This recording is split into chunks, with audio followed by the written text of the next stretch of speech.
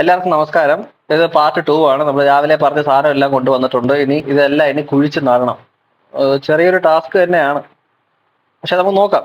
വലിയ 140 മരമുണ്ട്, ഇന്ന് തന്നെ ഇത് തീർക്കാം. വെച്ചോ. ഇതാണ് നമ്മുടെ പണിയായുധം. ഇതെടുത്ത് നമുക്ക് പോവാം. 140 നടാറുണ്ട്. ശരിക്കും വലിയ ടാസ്ക് ആണ്. നമ്മൾ ഉദ്ദേശിക്കുന്ന കണക്കല്ല. എല്ലാം നമ്മൾ നട്ടേ ശരിയാവത്തുള്ളൂ. നല്ല മഴയാണ്. നമ്മളെ കിഴക്ക് ഭാഗത്തുനിന്ന് മഴ, പണ്ട് അപ്പവും പറയുമായിരുന്നു കിഴക്കുന്ന മഴ കൊണ്ടു കഴിഞ്ഞാൽ പെയ്തിരിക്കും. പക്ഷെ ഇന്നത്തെ കാലം അങ്ങനെയൊന്നും അല്ല. സോ മഴയ്ക്ക് മുമ്പ് എല്ലാം നട്ട് തീരണം. നല്ല മഴയുടെ കോളുണ്ട് സൈഡിൽ നിന്നൊക്കെ. സോ ഇതാണ് നമ്മുടെ ഒരു പ്ലാന്റ് എന്ന് പറയുന്നത്. അതിന്റെ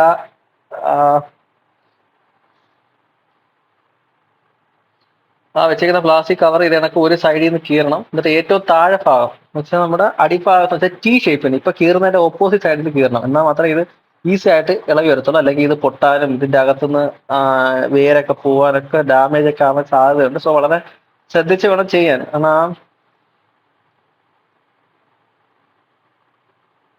ഇതാണ് നട്ടതിന് ശേഷമുള്ള പിക്ക്. നടുന്നതിന്റെ പിക്ക് എടുക്കുന്നതിന് കുറച്ച് ബുദ്ധിമുട്ടുണ്ട്. നോക്കാം. സോ അടുത്ത മരം, അടുത്ത ഇത് സൈഡ് കീറുക, അതിന്റെ അടിഭാഗം കീറുക, നടുക. ഇതാണ് ചെയ്യേണ്ടത്.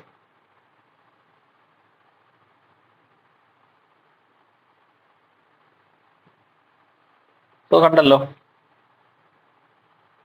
ഒരു സൈഡ് ഫുള്ള് കീറിയെടുക്കുക, എന്നിട്ട് അതിന്റെ അടിഭാഗം കീറുക,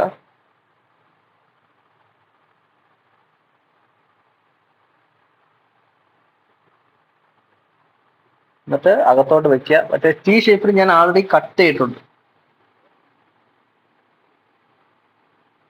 സോ അതൊന്ന് ഇളക്കി കൊടുക്കുക. എന്നിട്ട്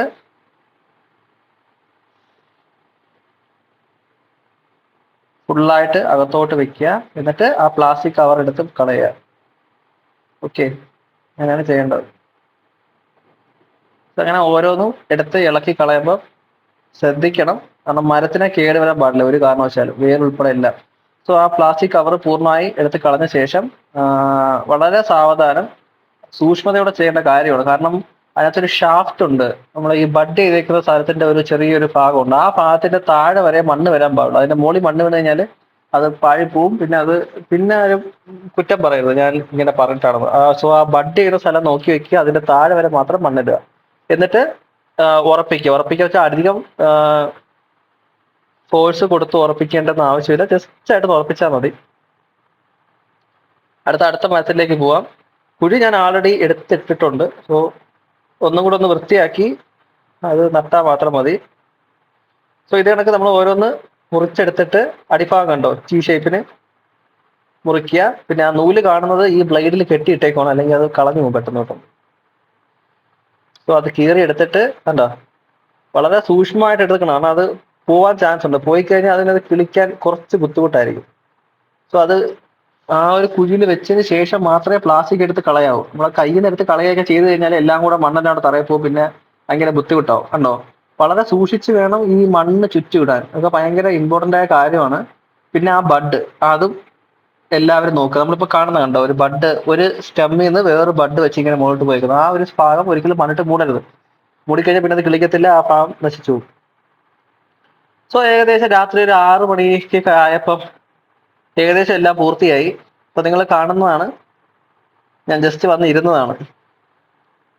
കാരണം 20 വർഷങ്ങൾക്ക് മുമ്പ് എൻ്റെ കുട്ടിക്കാലത്ത് ഞാൻ ഇതേ കണക്ക് ഞാനും ഇവിടെ ഉള്ള വേറൊരു ജോലിക്കാരനും അന്ന് നമ്മൾ നട്ടിട്ടുണ്ട്. അന്ന് വിചാരിച്ചില്ല. അതിനുശേഷം പിന്നെ ഒരു 20 വർഷത്തിന് ശേഷം ഞാൻ ഇങ്ങനെ വന്നിരിക്കുമെന്ന്.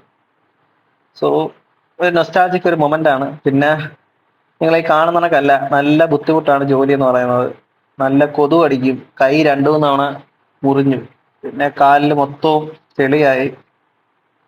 സോ ഈ കാണുന്നത്ര സുഖമൊന്നും ഈ ചെയ്യുന്നവർക്ക് ശരിക്കും ഇല്ല. എല്ലാം നട്ടിട്ടുണ്ട്. ശരിക്കും പറഞ്ഞാൽ ചില ചലഞ്ചസ് ജീവിതത്തിൽ നമ്മൾ ഏറ്റെടുക്കണം ലൈഫിൽ. അത് നല്ലൊരു കാര്യമാണ്. അങ്ങനെ ഏറ്റെടുത്ത് ചെയ്ത് തീർത്തതാണ്. 140 ഞാൻ നട്ടിരിക്കുന്നു. പിന്നെ അച്ഛനും കുറച്ച് സഹായിച്ചായിരുന്നു ഏറ്റവും താഴെ ഭാഗത്തൊക്കെ. സന്തോഷമുണ്ട്. പിന്നെ ഈ വീഡിയോ എടുത്ത കാരണത്തിൽ എനിക്കൊരു മെമ്മറിക്ക് വേണ്ടിയാണ്. ഞാൻ ഒരുപാട് ജോലികൾ ചെയ്തിട്ടുണ്ടായിരുന്നു. ചെറുതിലോട്ടെ ജോലി ചെയ്യാൻ ഭയങ്കര ഇഷ്ടമാണ്. അപ്പം ഇന്നത്തെ കാര്യം എന്ന് പറഞ്ഞാൽ ശരിക്കും നമ്മൾ AC-ക്കകത്ത് ജോലി ചെയ്ത് ശരിക്കും പറഞ്ഞാലോ ഈ 2 മണിക്കൂർ ഞാൻ ജോലിക്ക് ശേഷം വന്ന ശേഷമുള്ള 2 മണിക്കൂർ ചെയ്തപ്പോഴേ ഞാൻ ക്ഷീണിച്ച്. ഇനി നേരത്തെ പോയി കിടന്ന് ഉറങ്ങണം, അത്രയ്ക്ക് ക്ഷീണമായി. ശരിക്കും ഞാൻ പറയാം ഇന്നത്തെ കാലത്ത് വ്യായാമം എന്ന് പറയുന്നത് ഇന്നത്തെ ജനതയ്ക്കും ഇന്നത്തെ ഒരു യൂത്തിനും ഇല്ല എന്ന് പറയാം. കാരണം എൻ്റെ അപ്പൂപ്പൻ്റെയൊക്കെ കാലത്ത് അവർ രാവിലെ 5 മണി തൊട്ട് രാത്രി 10-12 മണി വരെയൊക്കെ സുഖമായിട്ട് ജോലി ചെയ്തു, സുഖമായിട്ട് പിറ്റേ ദിവസം ജോലി ചെയ്തു. അത്ര സ്റ്റാമിന ആയിരുന്നു, പവറായിരുന്നു അവർ. ഇന്ന് വെറും ഒന്നും പറയുന്നില്ല, അത്ര സ്റ്റാമിനയും ഇല്ല, പവറും ഇല്ല. ജസ്റ്റ് 2 മണിക്കൂർ ജോലി ചെയ്തപ്പോഴേ ഞാൻ വിയർത്ത് ഊപ്പാട് വന്നു. ആ അവസ്ഥയാണ്. കൈയൊക്കെ പൊള്ളി, കൈ മുറിഞ്ഞു, പിന്നെ പല പല ഇഷ്യൂസ് ഉണ്ട്. അതൊന്നും കാര്യമില്ല. നമ്മൾ മരം നട്ടു, ഇനിയിപ്പോൾ അത് കിളിച്ച് വരണം, അതൊരു ടാസ്ക്കാണ്. പിന്നെ ഇവിടെ മൊത്തം പന്നിക്കൂട്ടങ്ങൾ നല്ല രീതിയിൽ ഇറങ്ങുന്നുണ്ട്, അതും ഒരു ബുദ്ധിമുട്ടാണ്. ഇപ്പം വേലി കെട്ടുക എന്ന് പറയുന്നത് ഒത്തിരി ഏരിയ വൈഡായിട്ട് ഉണ്ടായതുകൊണ്ട് നമുക്ക് വേലി കെട്ടിയതിന് നല്ല എമൗണ്ട് ഇപ്പൊ തന്നെ ആവും. നോക്കാം, എന്തെങ്കിലും ഒരു ഷെയ്ഡോ നെറ്റോ ഒക്കെ വെച്ച് ഇതൊന്ന് കവർ ചെയ്തെടുക്കണമെന്ന് എനിക്ക് ആഗ്രഹമുണ്ട്.